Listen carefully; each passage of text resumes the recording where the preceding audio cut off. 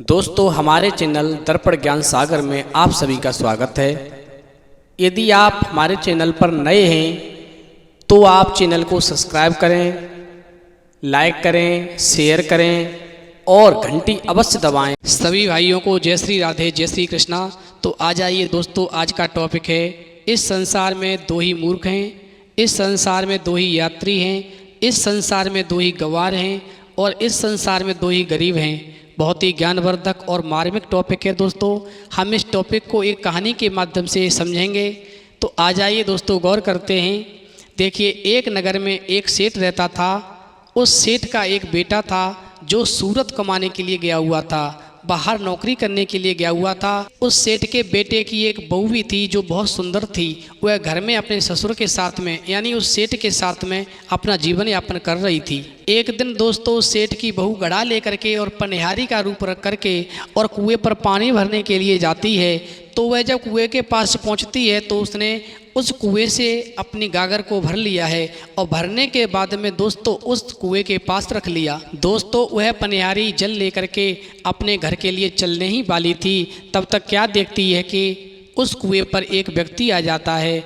वह हाथ जोड़ करके उस पनिहारी से कहने लगा, मुझे बहुत ही जोर की प्यास लगी है, आप मुझे पानी पिला दें तो मेरा मन शांत हो जाएगा। पनिहारी ने दोस्तों उस व्यक्ति से कहा, पहले तुम ये बताओ कि तुम हो कौन। दोस्तों, वह व्यक्ति कहने लगा कि मैं यात्री हूँ। पनिहारी ने कहा कि इस संसार में यात्री तो केवल दो ही हैं, फिर तुम तीसरे यात्री कहाँ से आ गए। दोस्तों, उस व्यक्ति ने मन में विचार किया कि अब मुझे पानी नहीं मिलेगा, इसलिए वह कुएं से उठ करके और दूर जा कर के बैठ गया। तब तक दूसरा व्यक्ति आ जाता है और कहने लगता है कि मुझे बहुत तेज प्यास लगी है, यदि आप मुझे पानी पिला दे तो मेरा मन शांत हो जाएगा। दोस्तों, वह पनिहारी उस दूसरे व्यक्ति से भी वही पूछती है और कहने लगती है, पहले तुम ये बताओ तुम कौन हो।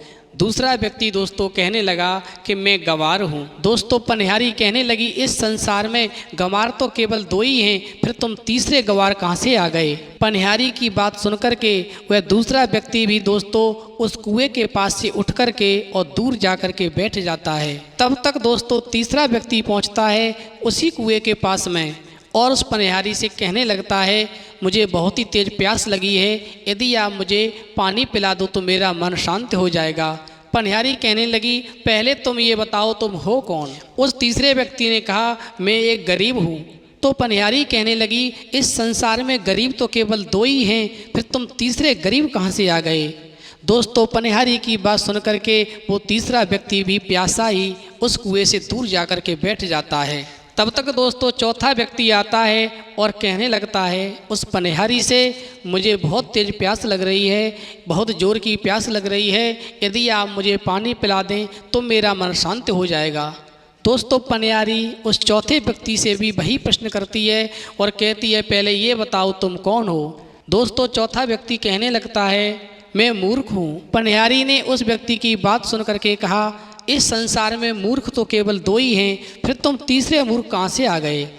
अब वह चारों व्यक्ति कुएं के पास से दूर जा कर के दोस्तों बैठ जाते हैं और मन में विचार करने लगते हैं कि अब पानी तो नहीं मिलेगा, इसलिए हमें यहाँ से आगे बढ़ जाना चाहिए। जैसे ही वह चारों व्यक्ति आगे बढ़ने के लिए तैयार होते हैं, तैसे ही वह पनिहारी कहने लगी है, आप मेरे घर पर चलें, थोड़ी दूरी पर मेरा घर है, वहाँ पर चल के मैं आप चारों को पानी पिलाऊंगी, फिर पानी पीने के बाद वहाँ से आप आगे चले जाना जहाँ भी आपको जाना है। दोस्तों, उस पनिहारी ने मन में विचार किया कि प्यासे को पानी पिलाना तो एक पुण्य का काम होता है। दोस्तों, बात ये नहीं थी कि वह पनिहारी चारों व्यक्तियों को पानी पिलाना नहीं चाह रही थी।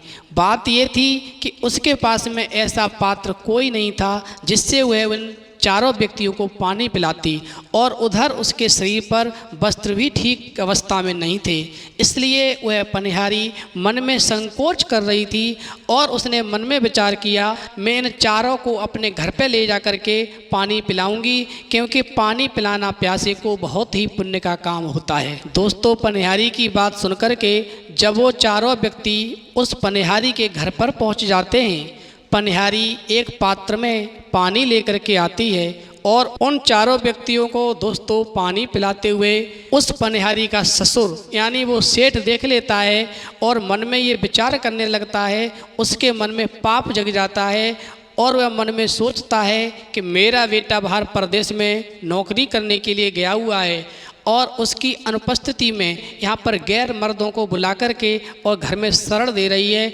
और उनको पानी पिला रही है, उनकी सेवा कर रही है, जो गलत है। दोस्तों, वह सेठ जो था वहाँ से उठा और सीधा राजा के पास पहुँचा और राजा से जा कर के उसने सारी बात कही और राजा से कहा, हे राजन, मेरे पुत्र की जो बहू है उसका चलन ठीक नहीं लगता है मुझे।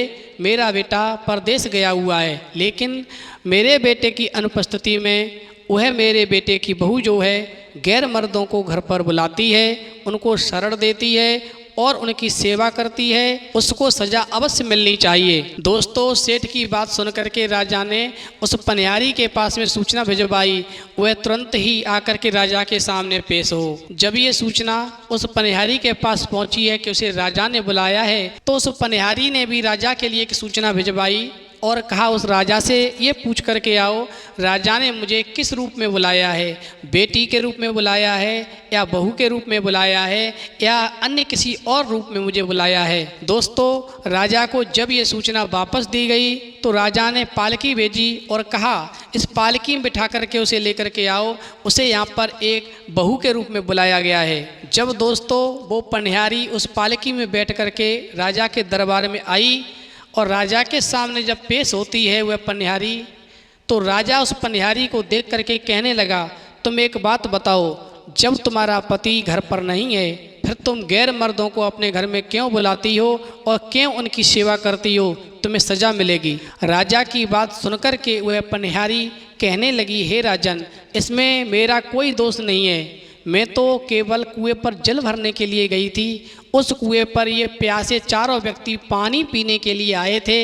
इन्होंने मुझसे वहाँ पर पानी मांगा, लेकिन मेरे पास में ऐसा कोई पात्र नहीं था और मेरे शरीर पर ठीक वस्त्र भी नहीं थे, इसलिए मैं मन में संकोच कर रही थी और मैंने इनको बहकाने के लिए ऐसे प्रश्न किए जिनका ये उत्तर नहीं दे सके और ये प्यासे ही वहाँ से आगे बढ़ने लगे। तो मैंने मन में सोचा कि प्यासे को पानी पिलाना एक पुण्य का काम होता है, इसलिए मैंने इन चारों से ये कह दिया कि आप मेरे घर पर चलें और घर पर मैं आपको पानी पिलाऊंगी, फिर वहाँ से आप आगे निकल जाना। बस ये चारों मेरे घर पे आए और मैंने इनको पानी पिला दिया, इसमें मैंने क्या गलत किया। राजा कहने लगा, एक बात बताओ, तुमने इनसे ऐसे क्या प्रश्न किए जिनका उत्तर ये तुम्हें नहीं दे सके। तो वह पनिहारी कहने लगी, हे राजन, जब पहला व्यक्ति मेरे पास पानी पीने के लिए आया तो मैंने उससे पूछा कि तुम कौन हो, तो उसने मुझे जवाब दिया कि मैं मूर्ख हूँ। तो मैंने उससे ये कहा कि इस संसार में मूर्ख तो केवल दो ही हैं, फिर तुम तीसरे मूर्ख कहाँ से आ गए। इसी प्रकार जब दूसरा व्यक्ति मेरे पास आया